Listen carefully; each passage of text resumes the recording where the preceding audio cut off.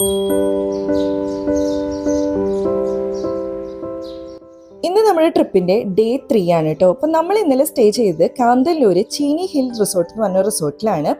ഇന്ന് ഇവിടുന്ന് നമ്മൾ പോകുന്നത് പളനി വഴി കൊടൈക്കനാലിലോട്ടാണ് കേട്ടോ.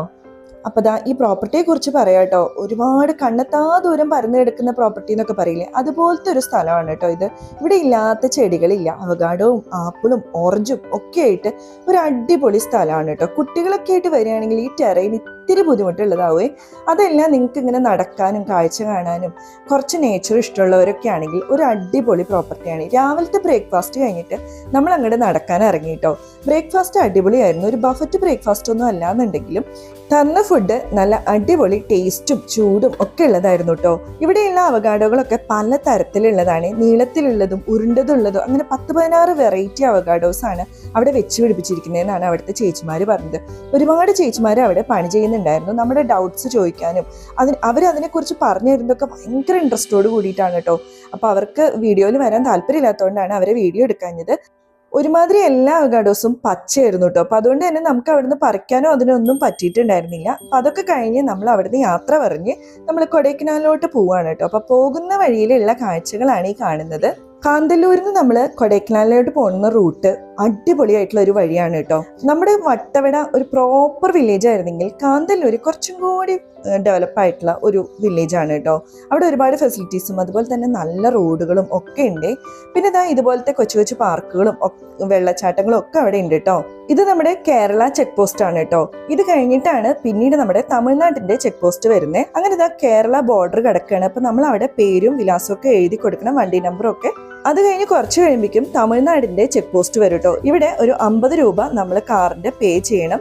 അവിടെ റേഞ്ച് ഇല്ല. അപ്പൊ അതുകൊണ്ട് തന്നെ അവരുടെ വൈഫൈ കണക്ട് ചെയ്തിട്ടാണ് നമുക്ക് പേ ചെയ്യാൻ പറ്റുള്ളൂ. അവിടുത്തെ പോലീസുകാരും അവിടുത്തെ ഗൈഡും ഒക്കെ സൂപ്പർ ആയിരുന്നു കേട്ടോ. വളരെ നീറ്റായിട്ടാണ് അവർ ഓരോ കാര്യങ്ങളും നമുക്ക് പറഞ്ഞു തരുന്നത്.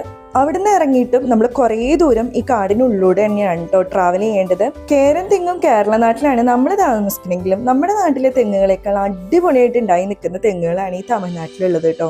ഇവിടെ എത്തുമ്പോഴേക്കും നമുക്ക് വിശന്നു തുടങ്ങിട്ടോ. അപ്പൊ നമ്മുടെ കയ്യിലുണ്ടായിരുന്ന സ്ട്രോബെറിയും ഫാഷൻ ഫ്രൂട്ടും ഒക്കെ നമ്മൾ കഴിച്ചു തുടങ്ങി. ഇപ്പൊ ഒരു ഏകദേശം 2 ദിവസമായി. എന്നിട്ട് സ്ട്രോബെറിക്ക് ഒന്നും ഒരു കുഴപ്പമില്ല. ഇവിടുത്തെ ക്ലൈമറ്റിന്റെ ആയിരിക്കും, മൊത്തം നല്ല തണുപ്പാണല്ലോ. ഡേ കാണുന്നത് ഉണ്ടല്ലോ, നമ്മൾ ബോർഡ് ഒരുപാട് ദൂരെ നിന്ന് കണ്ടുട്ടോ. ഒരു ബ്രോയിലർ ഫാക്ടറി യൂണിറ്റ് എന്നൊക്കെ പറഞ്ഞിട്ട്.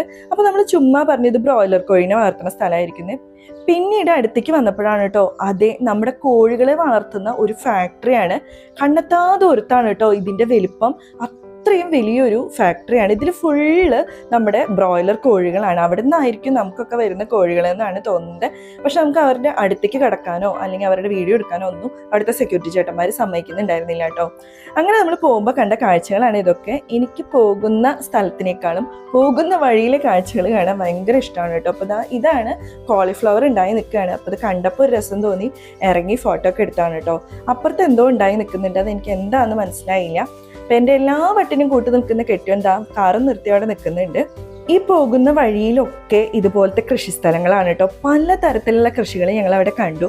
വെളുത്തുള്ളി, കോളിഫ്ലവർ, കാബേജ്, പിന്നെ ചോളം, കരിമ്പ്, പിന്നെ ഇതാ ഈ തിക്കായി നിൽക്കുന്ന സംഭവം എന്താന്ന് മനസ്സിലായില്ലെങ്കിലും ഇത് നിറയെ അവിടെ ഉണ്ട് കേട്ടോ. പിന്നെ അവിടെ ഇവിടെയായിട്ട് ഇതാ ഇതുപോലത്തെ പനകൾ നിറഞ്ഞു നിൽക്കുന്നുണ്ട്.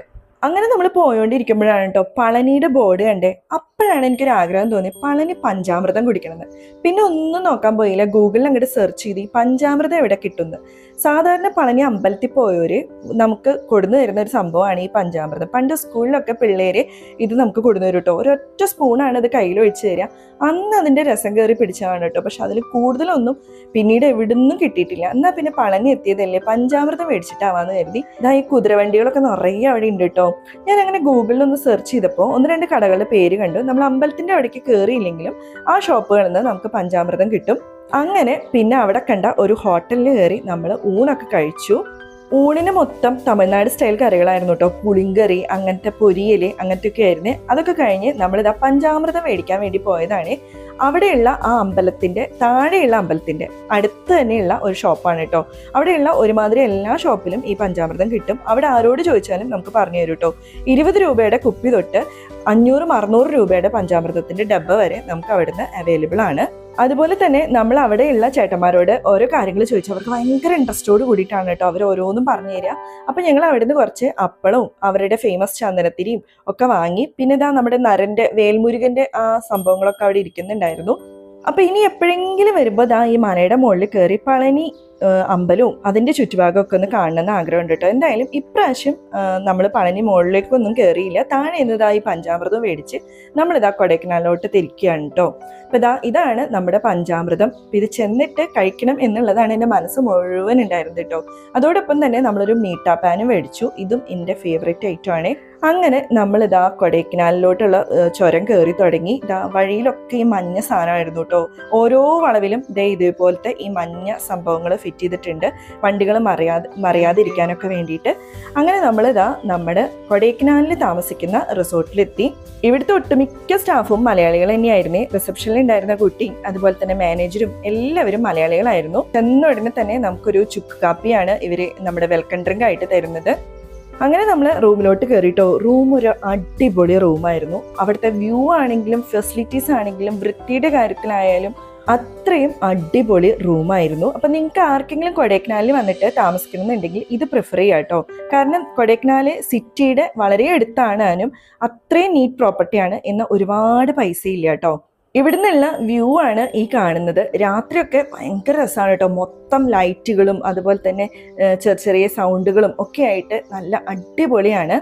ഒരു ട്രിപ്പ് പോകുമ്പോൾ അല്ലെങ്കിൽ ഒരു ഹോട്ടലിൽ റൂം എടുക്കുമ്പോഴൊക്കെ അവിടുത്തെ ബാത്റൂം അടിപൊളിയാണെങ്കിൽ അല്ലെങ്കിൽ നല്ല വൃത്തിയുള്ളതാണെങ്കിൽ നമുക്ക് ഭയങ്കര ആശ്വാസമാണ്. അപ്പം എന്നെ പോലെ കുറച്ച് പേരെങ്കിലും ഉണ്ടാവുമെന്ന് കരുതുന്നു റൂമിനേക്കാളും ബാത്റൂമിന് ഇമ്പോർട്ടൻസ് കൊടുക്കുന്നവർ.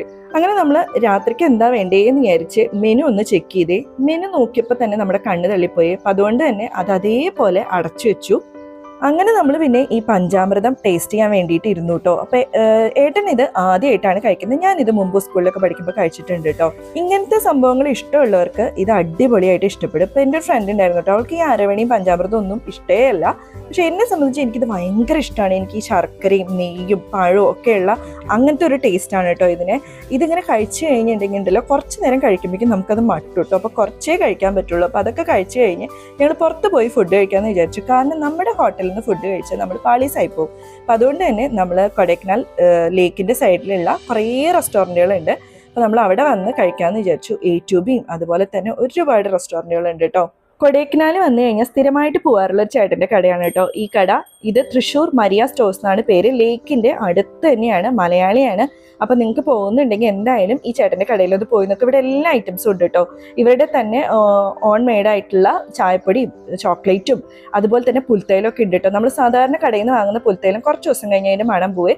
ഈ ചേട്ടൻ്റെ അടുത്ത് ഈ ചേട്ടൻ്റെ സ്പെഷ്യൽ പുൽത്തൈലം ഉണ്ട്. അപ്പോൾ അവിടെ പോകുന്നവർ ഈ തൃശ്ശൂർ മരിയ ചോക്ലേറ്റ് എന്ന് പറഞ്ഞ ഈ ഷോപ്പിലൊന്ന് പോയി നോക്കൂ കേട്ടോ. അതിനുശേഷം നമ്മൾ പിന്നെ ഭക്ഷണം കഴിക്കാൻ വേണ്ടിയിട്ട് ഒരു ഹോട്ടലിൽ കയറി. ഇത് പുതുതായിട്ട് തുടങ്ങിയിട്ടുള്ള റെസ്റ്റോറൻ്റ് ആണ്. ഞാൻ പേര് മറന്നുപോയി കേട്ടോ. ഇവിടെ നല്ല അടിപൊളി ദോശയും അതുപോലെ തന്നെ പൊറോട്ടയും ഒക്കെ ഉണ്ട്. ഈ കൊടൈക്കനാൽ ലേക്കിനോട് ചേർന്ന് തന്നെ ചെറുതും വലുതും ആയിട്ടുള്ള ഒരുപാട് റെസ്റ്റോറൻറ്റുകൾ ഉണ്ട് കേട്ടോ. നിങ്ങൾ റിസോർട്ടിലോ അല്ലെങ്കിൽ ഹോട്ടലിലോ ഒന്ന് റൂം എടുത്തിട്ട് അവിടെ നിന്ന് ഫുഡ് കഴിക്കാൻ നിൽക്കേണ്ട. ഇവിടെ പല വെറൈറ്റി ആയിട്ടുള്ള ഫുഡുകളുണ്ട്. അപ്പം നമുക്ക് ദോശ മതി എന്നുള്ളതുകൊണ്ടാണ് നമ്മൾ ദോശ കഴിച്ചത്. ഇനി നമ്മുടെ നാടൻ ഭക്ഷണം വേണ്ടാന്നുണ്ടെങ്കിൽ ടിബറ്റൻ ഫുഡും അതുപോലെ തന്നെ കോണ്ടിനെന്റൽ ഫുഡും അങ്ങനെ പല വെറൈറ്റി കഫേകളും ഒക്കെ ഇവിടെ ഉണ്ട്. ഇനി അതൊന്നും വേണ്ട തട്ടുകടകൾ മതി എന്ന് വെച്ച് കഴിഞ്ഞാൽ അത് ഇഷ്ടം പോലെ ഉണ്ട് കേട്ടോ. അങ്ങനെ നമ്മൾ രാത്രിത്തെ ഫുഡൊക്കെ കഴിച്ച് തിരിച്ച് നമ്മുടെ റിസോർട്ടിൽ വന്നു. വിന്റർ ഫീൽഡിലോട്ട് നമ്മൾ തിരിച്ചെത്തിട്ടോ. എന്നിട്ടാണ് നമ്മൾ പിന്നെ അവിടുത്തെ സ്ഥലങ്ങളൊക്കെ ഒന്നും കൂടി നടന്നു കണ്ടു. നല്ല അടിപൊളി തണുപ്പായിരുന്നു. അതുകൊണ്ട് നമ്മൾ ജാക്കറ്റൊക്കെ എടുത്തിട്ടു. ഇതാണ് ഇൻഡോർ പ്ലേ ഏരിയ. അപ്പം നമ്മുടെ അവിടെ അധികം ആൾക്കാരൊന്നും ഇല്ലാതിരുന്നുകൊണ്ട് തന്നെ ഇതൊന്നും ഓപ്പണൊന്നും അല്ലായിരുന്നു. പിന്നെ നിങ്ങൾക്ക് നടന്ന് കാണാം എന്നുള്ളതേ ഉണ്ടായിരുന്നുള്ളൂ. അപ്പം അതൊക്കെ ഒന്ന് കുറച്ച് നേരം നടന്ന് കണ്ടു. അതുപോലെ തന്നെ അവിടുത്തെ അടിപൊളി ജിമ്മും പിന്നെ ഔട്ട്ഡോറായിട്ട് ഇരിക്കാൻ വേണ്ടിയിട്ടുള്ള കസേരകളും ഒക്കെ ഉണ്ടായിരുന്നു കേട്ടോ. ഒരൊറ്റ ആൾ അവിടെ പുറത്തുണ്ടായിരുന്നില്ല. കാരണം അമ്മാതിരി തണുപ്പായിരുന്നു. അപ്പോൾ ഇന്ന് നമ്മൾ കൊടൈക്കനാലിലോട്ടുള്ള യാത്രയാണ് ഈ വീഡിയോയിൽ ഉൾപ്പെടുത്തിയത്. നാളെ നമ്മൾ ഇവിടുന്ന് കമ്പം തേനിയിലോട്ടാണ് കേട്ടോ പോകുന്നത്. നല്ല മുന്തിരിപ്പാടങ്ങളൊക്കെ കാണാൻ വേണ്ടിയുള്ള യാത്രയാണ്. അപ്പോൾ അടുത്ത വ്ളോഗിൽ അതൊക്കെ കാണാം കേട്ടോ. അപ്പോൾ എല്ലാ വീഡിയോസും കണ്ടു നോക്കണേ. ഇഷ്ടപ്പെട്ട ലൈക്ക് ചെയ്യാനും സബ്സ്ക്രൈബ് ചെയ്യാനും മറക്കല്ലേ.